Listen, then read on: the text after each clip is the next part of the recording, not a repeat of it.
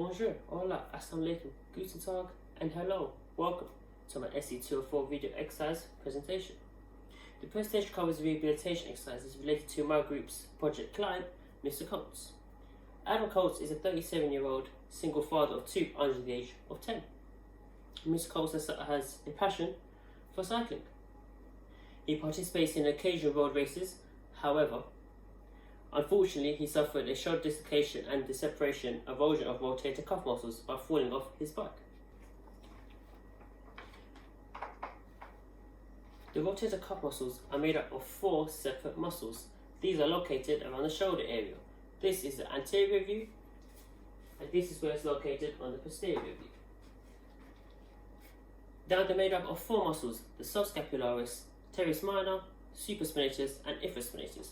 As you can see by this diagram here, this is the anterior view of the 3 muscles that are located at the back. The anterior is the back view. As you can see here, you have supraspinatus at the top, infraspinatus in the middle, you have teres minor just here at the back. And this, as you can see here, is the shoulder blade. This is where it's allocated. And this is a diagram of the posterior view. So this is the front view, as you can see here. And this is the subscapularis. When an athlete or even just a normal member of society has to return to normal lifestyle or to return back to sport after an injury, tailored rehabilitation programs are designed to be made for the individual specifically. This is made by using smart targets, specific to the person, measurable. How can this rehabilitation time be measured? A, achievable, to make sure that these targets that are set out from the beginning can actually be achieved by this individual. R, realistically, can this person reach the targets that we set out? And T, finally, is time bound, is the time that you have been given to reach the targets. Of course, these targets can be small, medium, and long. Our client, Mr. Adam Coates, as previously mentioned, hurt his shoulder. Therefore, any movement of the shoulder, so elevation, circumduction, or even just dropping the shoulder would be very hard and very sore due to him just coming out of surgery. So now I'm going to talk about a few exercises which Mr. Coates should be doing, and there'll be 3 separate exercises. The first one will be for short term after rehabilitation, medium term, and then long term. So this will give him exactly what he needs to do at what stages of the rehabilitation plan, so then he can get back into working daily life and also get back into cycling.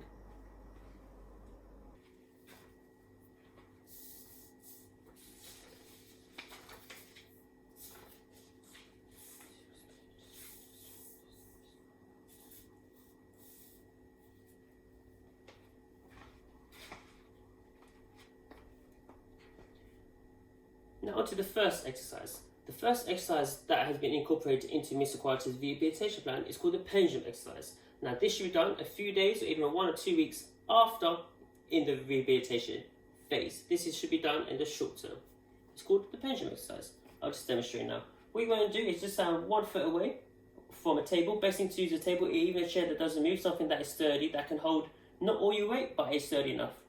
Then you want to place your strong arm onto the table, and then obviously the injured area.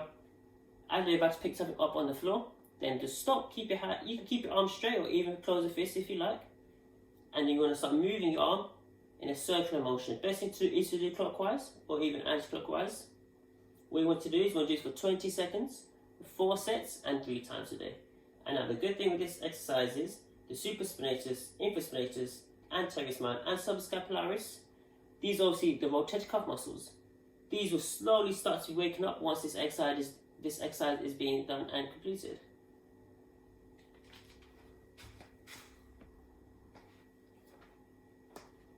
The second exercise should be done during the mid phase of the rehabilitation plan. What you need for this is a ball, either a football, tennis ball, anything that looks very similar to this. What you need to do is very simply find a ball. Best thing to do that is something sturdy that you can use. Hold the ball on the injured arm. What you want to do is make sure you can touch the ball and then put the ball into your hand. And now you can see I'm standing straight and my arm is fully extended.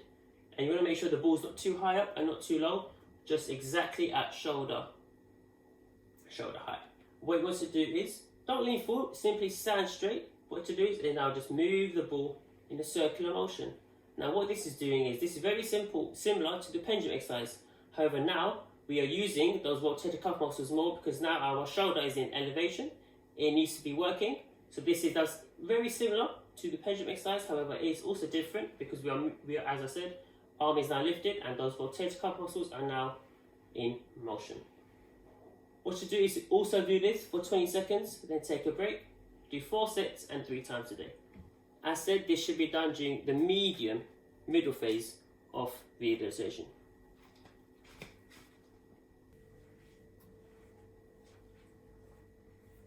Now the last exercise is called wall running. Mr. Quarters is a cyclist. Therefore this exercise will be really good for him because this will start using his legs again because he has to do running motion, but also the main priority is to make sure that we can build the strength back into his rotator cuff muscles. So, and this should be done in the latter, near the end stages of his rehabilitation plan. What to do is, find the wall, make sure it doesn't move and it stays sturdy. What you want to do is, put your hands, as I said, exactly like the other exercise that we just done. Raise your arm, and make sure it's not too high, not too low, just perfectly straight. Put both arms against the wall. Lean into it just slight. Make sure your feet are shoulder width apart. And now what you want to do is do a running action. Simply lift the leg up, put it down, and then the right leg. Now what you want to do is you want to keep doing this as that you're running. I'll demonstrate.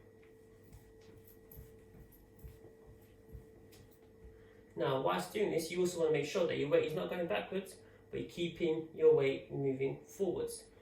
This will start to initiate the rotator cuff muscles, which is obviously the area of where the injury has taken care, has happened. But also, one of the good reasons for this exercise is that it's tailored specifically to Mr. Quarter's needs because he is a cyclist, and as I said, that motion of his legs going up and down in circular motion is a similar motion as what I was just demonstrating here. So this will help him get back into cycling again, and hopefully he can. That's bad.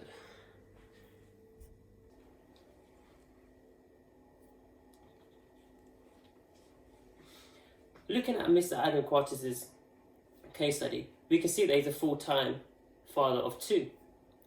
He should take doing these exercises with care and make sure if there is any pain that he should stop and contact his doctor, GP or the hospital straight away.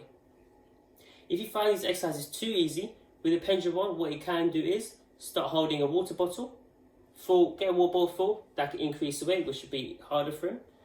Also, what he can do is he can either increase the time by a few seconds or even increase the repetitions once he finds these exercises easier and easier. The whole purpose of rehabilitation is to allow the patient to get back to doing recreational fitness, but also to get back to doing day-to-day normal jobs such as cooking, cleaning, pick up the kids for school, as Mr. Adam Quarters will obviously do with his 2 children. Best thing to always keep in mind when doing a rehabilitation plan is to always make sure smart principles are involved. This is to make sure that the exercises that the individual is going to do is going to first make sure they don't get into any pain, but also, secondly, the best thing to do is make sure that the injury and the location of the injury is being tested fully and is make sure that no more harm can be done. This is to make sure that the exercise they do isn't too much, that it causes too much pain or makes injury worse, but also not too little so that they can still start getting that muscle back into working full function. This is the end of my presentation. Thank you very much. If you have any questions, please do email me, get in contact, and I'd love to answer them. But this is my presentation for my person who is Mr. Quarters number